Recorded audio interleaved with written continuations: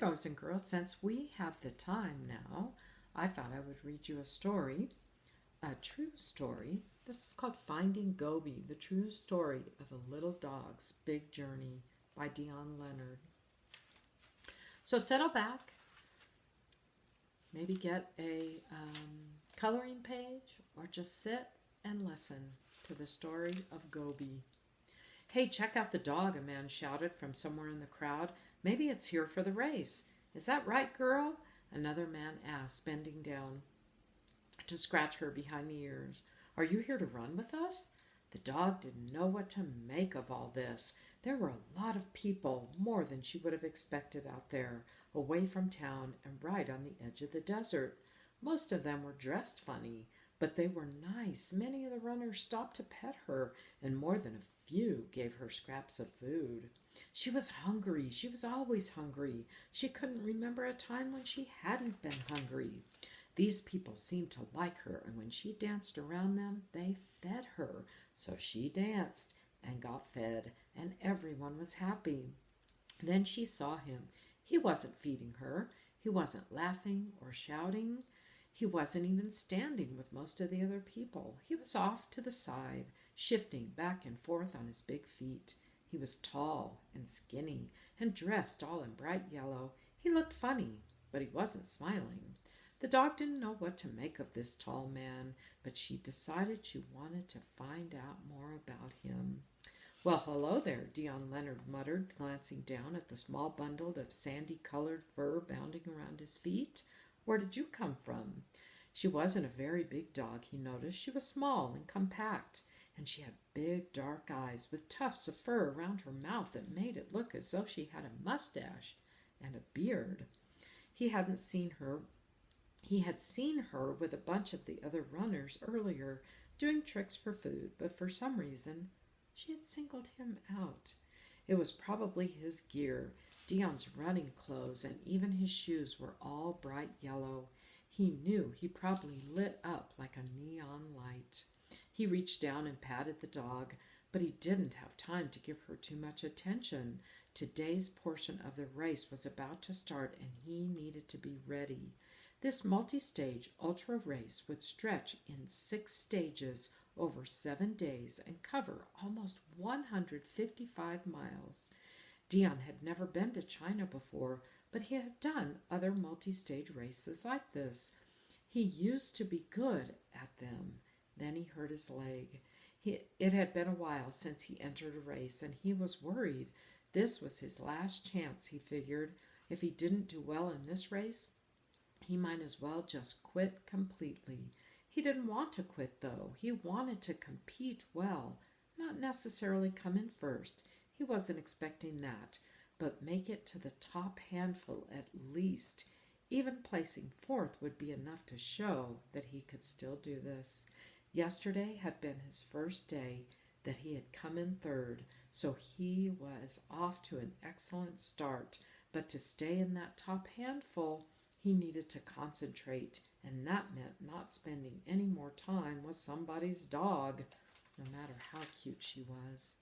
Better get back to your owner now, he murmured, leaning over to pet her one last time.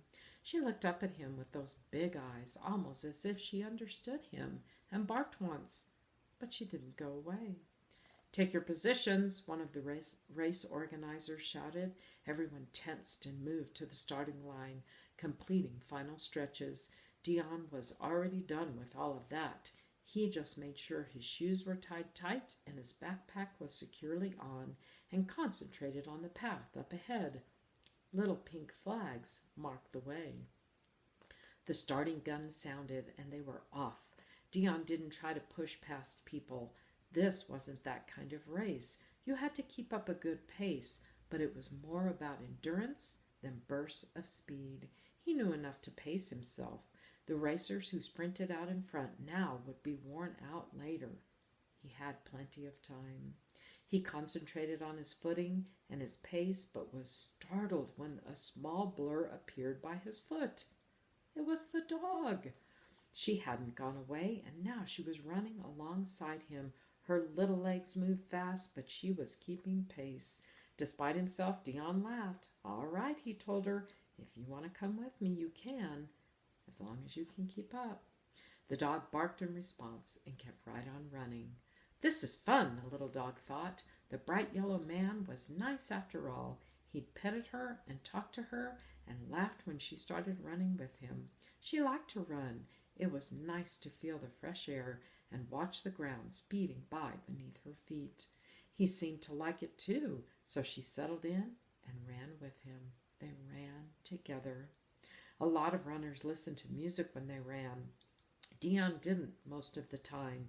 He preferred to keep his eyes and ears open, but he did get lost in his thoughts. A part of his brain concentrated on his footing and the path and the sun overhead and the other runners, but a lot of him just tuned out.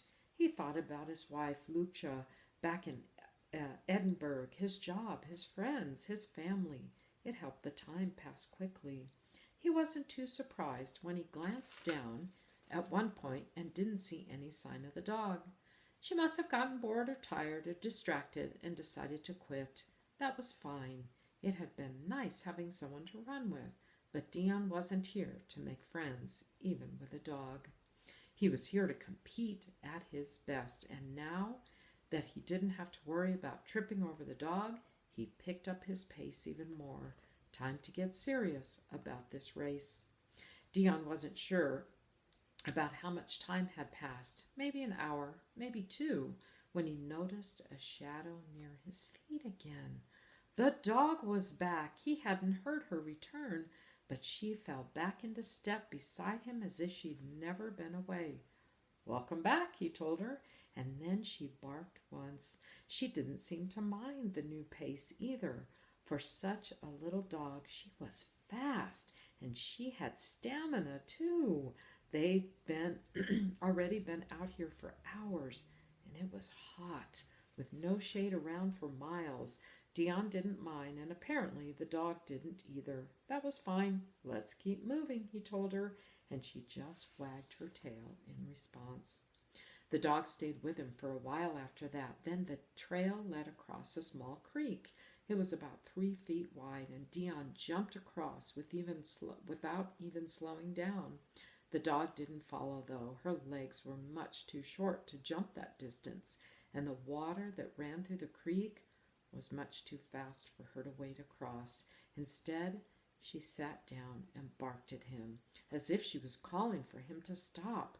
Then she whimpered a bit, too. She sounded so sad. Dion didn't stop, though. He couldn't. He had a race to run, and she wasn't even his dog. Instead, he just put her out of his mind and concentrated on running. Dion had covered only a few feet when the barking and whimpering stopped. Then, not 10 minutes later, he saw a flash of brown, and the dog was back by his side again. She must have jumped the creek after all, he thought, or somehow gone around. Dion laughed. "Determined little thing, aren't you?" he asked. She barked in reply. When he reached the next checkpoint, people cheered him on, but they cheered the dog even more. "There's that dog again," they shouted. The dog wagged her tail and barked happily at the people. They were excited to see her, and she was happy to see them too. Someone gave her some food, and someone else gave her some water, but she never let the man in yellow out of her sight.